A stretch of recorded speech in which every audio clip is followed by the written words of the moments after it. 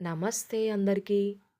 ఈరోజు పరోటాలోకి, చపాతీలోకి కావాలంటే రైస్‌లోకి కూడా పన్నీర్ బుర్జీ చేసుకోవడం ఎలానో చూసేద్దాం పదండి. ముందుగా ఉల్లిపాయలు, టమాటాలు, పచ్చిమిర్చి తీసుకొని చిన్న చిన్న ముక్కలుగా తరిగేసుకోండి. తర్వాత పన్నీర్ తీసుకొని దాన్ని వేడి నీళ్ళల్లో వేసి ఒక 5, 10 నిమిషాలు ఉంచి ఈలోపు అల్లం వెల్లుల్లి తీసుకొని చకచకా దంచేసుకోండి. తర్వాత బయటికి తీసి కొంచెం పెద్ద పలుకులుగా ఉండేటట్టు తురిమేసుకోండి. ఆ తర్వాత చెక్క, లవంగాలు, బిర్యానీ ఆకు, జీలకర్ర తీసుకొని పక్కన పెట్టుకోండి. పొయ్యి మీద గిన్నె పెట్టి అందులో నూనె వేసి అది కొంచెం వేడైన తర్వాత ఈ మసాలాలన్నిటినీ వేసి లైట్‌గా వేగనివ్వండి.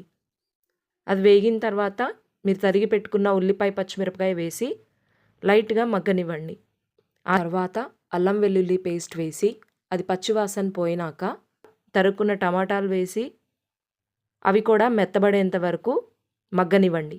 తర్వాత పసుపు, కారం, ధనియా పౌడర్, గరం మసాలా వేసి ఫ్లేవర్ వచ్చిన తర్వాత అందులోనే తురుముకున్న పన్నీర్ వేసి ఒకసారి కలుపుకోండి.